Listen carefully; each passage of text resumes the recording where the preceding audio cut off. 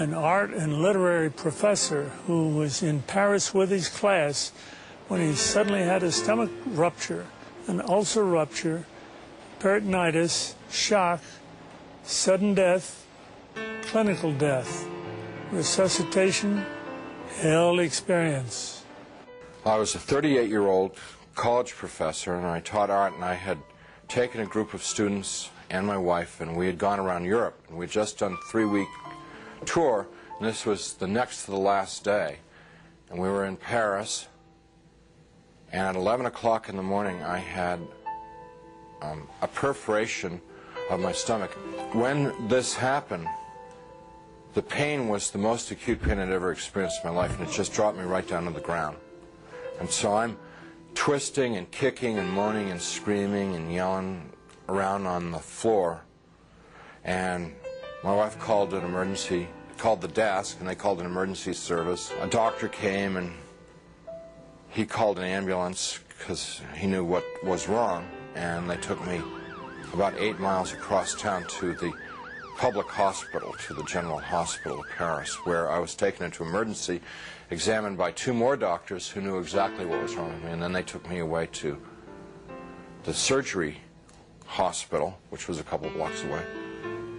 And I was parked there because there wasn't any surgeon available to do the surgery. And so there I lay for 8 to 10 hours in that hospital with no medication, no examination, no attention whatsoever, awaiting a surgeon to come to give me this operation that was critical. And it's now 8:30 at night. Nurse came in and said that they were very sorry they weren't able to get a doctor for me, and they'd get one the next day. Well, when she said that, I knew that it was over for me. I knew that I was dead. The only thing that was keeping me alive was I didn't want to die. I was scared to death of dying because, as far as I knew, I was an atheist, non-believer, person who lived for the gratification they could get out of the moment, and like dying to me was like the worst. I mean, next to the pain, dying was the worst thing that could happen to you because it's the end of life and there was no more, there wasn't anything else. But when she said that, the idea of trying to exist for another minute, another hour in this pain, it wasn't worth it anymore. I'd been hanging on in the hopes that they told me that they'd get a doctor and do the surgery and open me up and fix the problem inside of me, but when they said they couldn't get one. So I said to my wife, it's time for us to say goodbye because I'm going to die now. And she got up and she put her arms around me. I'm lying in the bed, and she told me how much she loved me, and I told her how much I loved her, and this makes me really sad to think about this. And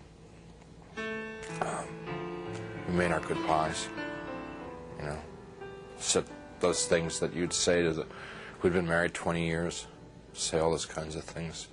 I can't tell you because I'll just start crying, but she finally sat down because she knew it was over. And I knew. And it was just so hard looking at her, crying like that, and I just closed my eyes. Just let it go. And I went unconscious. I probably was unconscious for a very short while. A few minutes, probably. And I was conscious again. And I looked, opened my eyes and looked, and I was standing up next to my bed.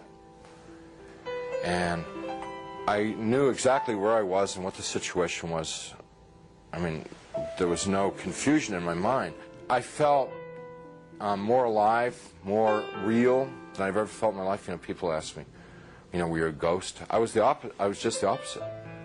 Very alive.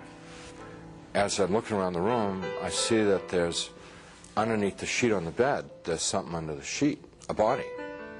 And so I bent over the bed. The head was turned away from me, and I looked at the face, and it looked like me. But that wasn't possible because I was standing there. I'm alive. I'm great, you know. I mean, I'm more than great. I'm like, you know. And so I tried to talk to my wife. Can't you hear me? And, can't you hear me? you know, she couldn't hear me or see me. That's not me. But I thought What's going on that she here? just was ignoring me. So I got very angry at her.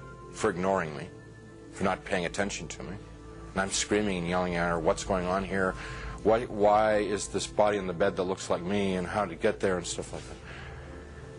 And I had a sneaking suspicion that the body in the bed was me, but I didn't want to think about that because that was too scary. So I'm getting really agitated and upset because this is all too weird. You know, this can't be happening. It's impossible. I've got a hospital gown on, and it's like really, everything's really real. And I hear people calling me outside the room, and they're saying to me in soft, gentle voices, "Howard, you got to come with us now. Come quickly. Come out here." So I go over to the doorway of the room, and there's people out in the hallway, and they're the hallway's dank. It's gray. It's not light or dark. It's just gray, and they're all in grayness, and they're men and women, and what they're wearing might possibly be hospital uniforms. And I asked them if they were from the doctor to take me to the operation, and I told them, I said, I'm really sick and I'm going to have an operation and I'm going to die if I don't get this operation. I was supposed to have the operation 8 hours ago, and I'm telling them all this stuff, and they're going, we know, we understand. You know, you got to come quickly. Howard, come out here. Howard, come quickly. Come with us. Howard, we've been waiting for you. Waiting.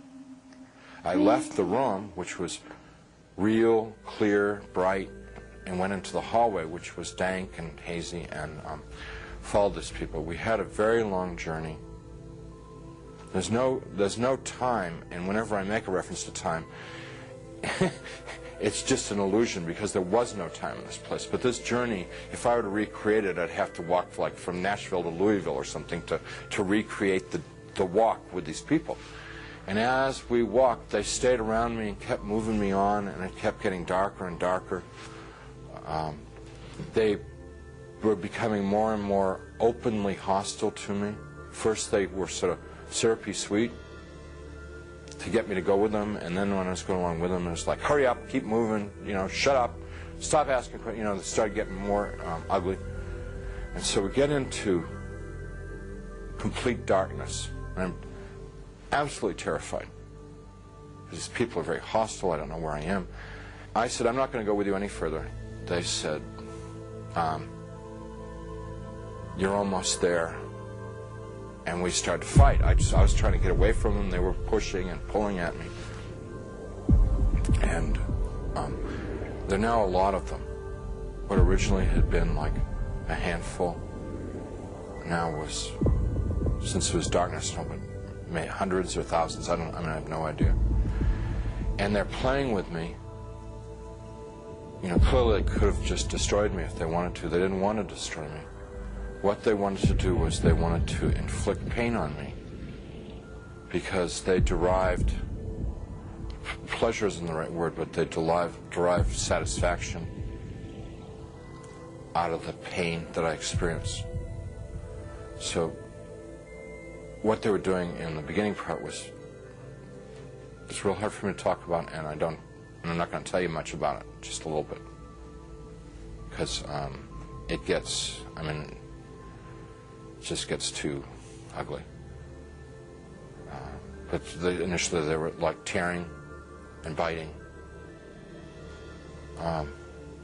tearing with their fingernails, scratching, gouging, ripping, and then biting. Trying to defend myself, trying to fight them off, trying to get away from them, but it's like being in a beehive. There's just hundreds of them.